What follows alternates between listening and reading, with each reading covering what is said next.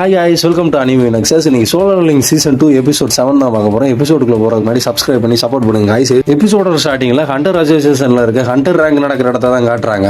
அதுவும் அந்த இடத்துக்கு ஜோயும் பெக்குமே வந்திருக்காங்க. அவங்க ரெண்டு பேரையும் பார்த்த பிரஸ் எல்லாம் ஜோயும் பெக்கு வந்திருக்காங்க, ரெண்டு லீடர்ஸ் இங்க தான் இருக்காங்க அப்படின்ட்டு அவங்க கேள்வி கேட்க ஆரம்பிக்கிறாங்க. லீ மிஸ்யாங் எடுக்கிறதுக்காண்டி வந்திருக்கீங்களா நீங்க ரெண்டு பேரும் அப்படின்னு.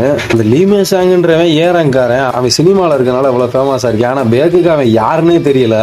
அதை கேட்ட பேக்குமே மனசுல அவன் யாருன்னே தெரியல அப்படின்னு நினைச்சிட்டு வெளியே நான் அவனுக்காண்டி வரல, நாங்க வேற விஷயத்துக்காண்டி வந்திருக்கோம் அப்படின்னு சொல்றான். ஜோயுமே லீ மிஸ்யாங் ஏற்கனவே ஃபைன் கில்ட்ல சைன் பண்ணிட்டான், நாங்க வேற விஷயத்துக்காண்டி வந்திருக்கோம் அப்படின்னு சொல்றான். அவனும் மீடியாவுமே ஏதோ பெரிய விஷயம் சிக்குன்னு நினைச்சு இவங்கிட்ட வந்தா டைம் வேஸ்ட் பண்ணிட்டாங்கன்ட்டு போயிருந்தாங்க அங்க இருந்து. அப்புறம் பேக்கும் ஜோயை பார்த்து என்ன ஏறங்க கேட்டு எஸ்றங்க மாதிரி உங்களுக்கு ரொம்ப பிரச்சனை ஆயிடுச்சு போல அப்படின்னு கேக்குறான். அதுக்கு ஜோயி ஆமா கொஞ்சம் பிரச்சனை தான், ஆனா உங்க கில்ட்டு நடந்த அளவுக்கு ரெட் கேட் ஆகல, யாரும் சாகவும் இல்ல அப்படின்றான். அதுக்கு பேக்கு நீங்க உதவி கேட்கற அளவுக்கு எல்லாம் போச்சாம்ல அப்படின்னு கேக்குறேன். அதை கேட்ட ஜோயுமே நாங்களும் அப்படித்தான் இருந்தோம், ஆனா அவன் அந்த அளவுக்கு போக முடியல, அவனுக்கு ஹெல்ப் பண்ற மாதிரி அவனை எங்களோட கில்ட்டுக்கே நாங்க எடுத்துக்கலாம் நினைக்கும் அப்படிங்கிறேன். பேக்கும் அவன் எங்களுக்கும் தான்டா ஹெல்ப் பண்ணிருக்கான் அப்படின்றியா. சோயோ என்ன இன்னொரு எஸ்ராங்க எடுத்து சண்டே உண்டாகலாம் நினைச்சுக்கிட்டு இருக்கியா அப்படிங்கிற பேக்க பார்த்து பேக்குமே அதே தான்டா நானும் ஓட்ட கேட்கிறேன்னு ரெண்டு பேரும் முறைச்சுக்கிட்டு இருக்க. ஃபைன் கில்டோட லீடர் அங்க வந்துட்டு என்ன லீ மிஸ்ங்க யார் எடுக்கலான்னு சண்டை போட்டுக்கிட்டு இருக்கீங்களா அப்படின்னு கேக்குறான். அவங்க ரெண்டு பேருமே ஒண்ணு போல அவனை யாரா எடுக்க போறா அப்படின்ற மாதிரி சொல்ல என்ன ரெண்டு பேரும் ஒண்ணு போல பேசுறாங்கன்ட்டு ஃபைன் கில்டோட லீடரும் பாத்துக்கிட்டு இருக்கான். அப்படியே அங்கிட்டு பார்த்தா ஜின்னுவுமே அங்க வந்திருக்கான். இன்னைக்கு தான் நம்மளோட ரீஅசஸ்மெண்ட், ஆனா இங்க என்ன இவ்வளவு கூட்டமா இருக்கு அப்படின்னு பாக்குறியா. அப்புறம் ஜின்னுவோட தங்கச்சி கிளாஸ் காமிச்சா அங்க இருக்கவங்க அந்த லீ மிஸ்யாங்கோட இன்டர்வியூ தான் பாத்துக்கிட்டு இருக்காங்க லைவா. அப்புறம் இந்த லீ மிஸ்யாங்கையும் காட்டுறாங்க. இன்னைக்கு இங்க வந்த எல்லாருக்கும் ரொம்ப நன்றி, நான் லீ மிஸ்யாங்ன்றது உங்க எல்லாருக்குமே தெரியும், நான் ஹண்டர்ன்ற பவரையுமே அவாக்கன் பண்ணிருக்கேன், இப்ப இருந்து நான் எல்லா ரேங்க் அசஸ்மெண்ட்டுக்கும் போக போறேன், ஆனா இந்த பவர் கிடைச்சப்ப நான் கவலைப்பட்டேன், ஆனா இப்ப நான் அதை ஏத்துக்கிட்டேன், எல்லா மிஷனுக்குமே நான் போவேன், ஃபைன் கில் மாஸ்டர் லிம்மு கீழே தான் நான் என்னோட வேலையை பார்ப்பேன், அங்க இருக்க மீடியாவும் நீங்க ஹண்டர்ஸ்க்கு போயிட்டீங்கன்னா அப்ப இந்த சினிமா இண்டஸ்ட்ரியை விட்டுருவீங்களா அப்படின்னு கேட்க அவனும் மனசுக்குள்ள கண்டிப்பா விட மாட்டேன், நான் ரொம்ப நாளைக்கு முன்னாடியே ஏறேன் ஹண்டரா வந்துட்டேன், 2 வருஷத்துக்கு வரட்டும் தான் இந்த கில்டோட நான் கான்டாக்ட் பண்ணிருக்கேன், அது வரைக்கும் இவங்க கூட சேர்ந்து சண்டை ஓடுவேன், அதுக்கப்புறம் இதை பத்தி எல்லாருமே மறந்துடுவாங்க, திரும்ப சினிமா இண்டஸ்ட்ரிக்கே வந்துடலாம், ஏறங்கன் ஹண்டர்ன்ற பேரோட அப்படின்னு ரொம்ப வில்லத்தனமா மனசுல நினைச்சுக்கிட்டு வெளியே நான் என்னதான் ரேங்கா இருந்தாலும் என் உசுரை கொடுத்து போராடுவேன்ட்டு பந்தா பண்ணிக்கிட்டு இருக்கேன். அப்படியே மீடியாக்கு சைடுல பார்த்தா ஜின்னு நான் உள்ள போகணும்ட்டு வந்து நிக்க அங்க இருந்த செக்யூரிட்டி இங்க என்ன நடக்குன்னு தெரியல கேமரா மறைக்காம அங்கிட்டு போய் நின்றான்னு பத்தி விட சேர்மன் கோ வெளியே வந்துட்டு அவன் என்னோட கெஸ்ட் தான்,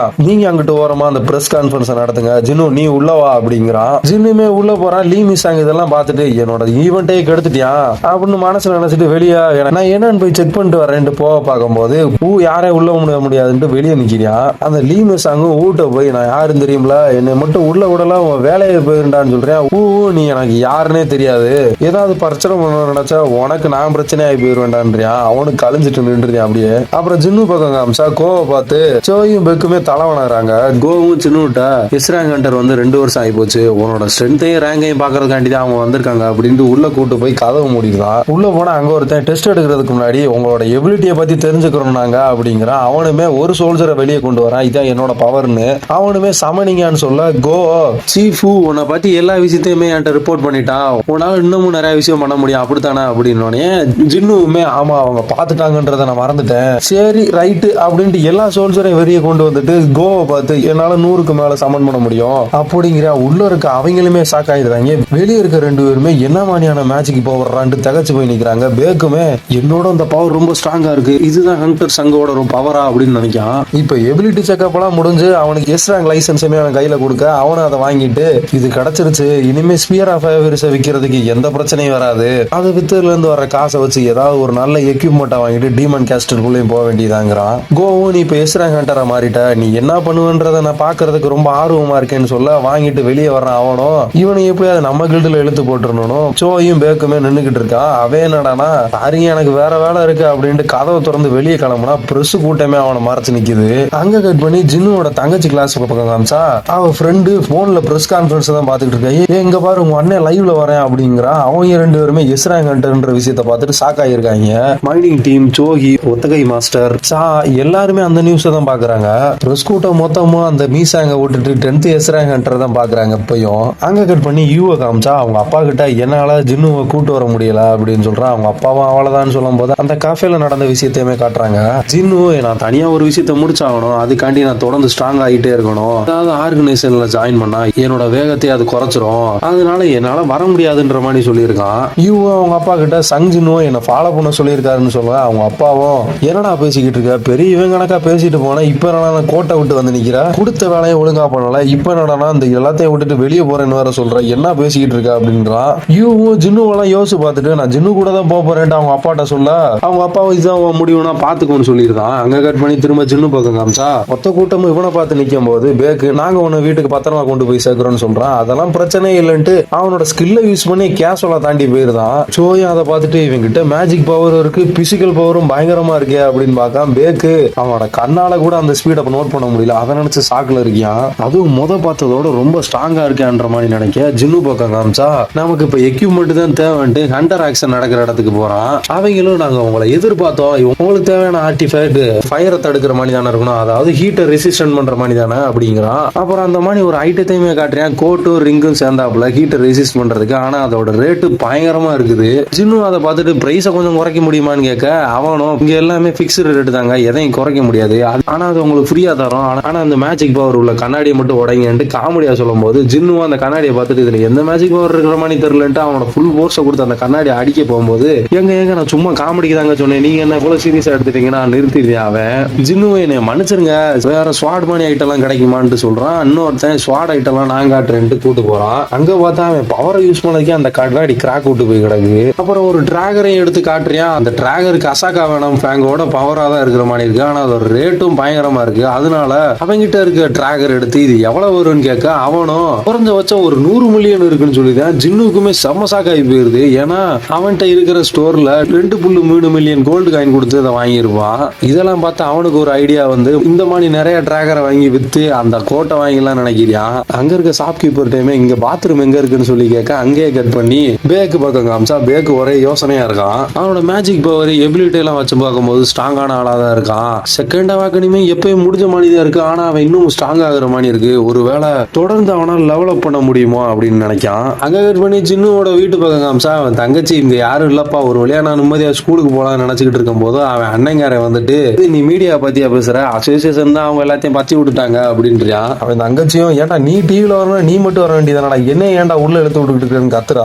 ஜின்னுவும் நான் ஒரு வாரத்துக்கு வெளியே போக வேண்டிய வேலை இருக்குன்றான். அவன் தங்கச்சி எதுக்குன்னு கேட்கும் போது யூ அங்க வந்துட்டு நான் தான் அவங்களோட ரைட் ஹேண்ட் மேன் சொல்ல அவனும் இதான் சாக்கன்ட்டு இவன் கூட தான் எனக்கு அந்த ஒரு வார வேலைன்னு சொல்லி சமாளிச்சிருக்கான். அப்புறம் நைட் ஆகுது, யூ அவங்க கூட தூங்கிட்டு இருக்கான். இவன் பேர் இப்ப ஊர் முழுக்க தெரிஞ்சு போனனால நம்ம இல்லாத டயத்துல நம்ம தங்கச்சிக்கு ஏதாவது பிரச்சனை வந்துருன்ட்டு கீபாவோட 3 கார்ட்ஸை அவன் தங்கச்சிக்கு பாதுகாப்பா விட்டுட்டு போறான். ஆனா 4 கார்ட்ஸ் தான், ஒரு கார்ட்ஸை அடிச்சு பறக்க விட்டுருப்பான், அதை எக்ஸ்ட்ராக்ட் பண்ணாம விட்டுருப்பான். இன்னும் சில சோல்ஜருமே பெரிய பாதுகாப்பு விடுறான். ஏதோ பறந்து வர மாதிரி காமிச்சிட்டு அப்புறம் பகல்லையும் காட்டினா டசாக்கி டவர்ல இருக்க டீமன் கேஸ்ட்ல பார்த்து தான் போயிட்டு இருக்கான் ஜின்னு. அவன் கூட யூவுமே வரான். உங்களுக்கு ஒரு வாரத்துக்கு அங்க என்ன வேலைன்னு கேட்க ட்ரைனிங்க்கு போவேன் ஜின்னு சொல்ல ஏற்கனவே எசுறாங்க இன்னும் வேற ஸ்ட்ராங் ஆகணுமாப்பா அப்படின்னு யூ நினைக்கிறியான். அப்புறம் அந்த இடத்துக்குமே வந்துட்டு டீமன் கேஸ்டுக்குள்ள போறான். அந்த இடமே ஒரே நெருப்பா இருக்கு. அந்த ஹீட்டை தடுக்கிறதுக்கு அந்த ஆர்டிஃபேக்டையும் மேல போட்டுக்கிறான். உள்ள போனா ஒரு கொஸ்டுமே வருது, கோலுமே இருக்கு. 2 டீமன் சோலை எடுக்கணும், அப்புறம் டீமன் மோனார்ச் டிஃபீட் பண்ணணும்னு. அது பண்ணா ரிவார்டா ஷேடோ எக்ஸ்சேஞ்ச் ரூன் ஸ்டோன்ற விஷயமும் கிடைக்கும் இருக்கு.